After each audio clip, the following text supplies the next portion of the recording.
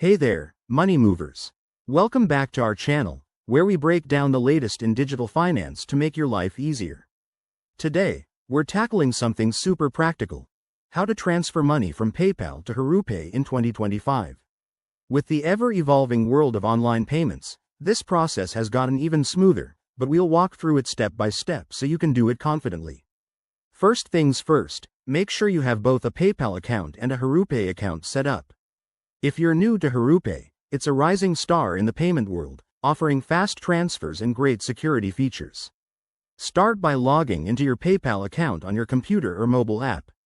Once you're in, head over to the Wallet or Send and Request section. Depending on the 2025 updates, it might look a bit different, but it's usually straightforward.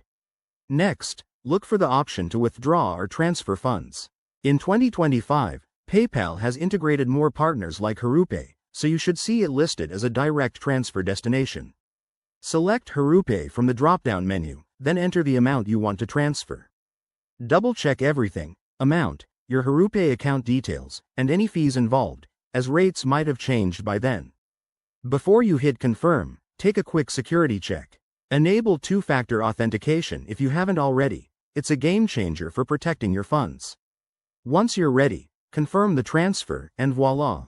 Your money should be on its way. Processing times are usually instant or within a few hours, but keep an eye on your Hurupay account for confirmation. One quick tip: if you're transferring larger amounts, check for any limits or verification steps that PayPal or Hurupay might require in 2025. These could include ID checks for added safety. And remember, always transfer to accounts you trust to avoid any scams. There you have it, folks. Transferring money from PayPal to Hurupay in 2025 is quick and hassle-free. If you found this helpful, give it a thumbs up, subscribe for more finance tips, and drop a comment if you have questions. Stay savvy and see you in the next video.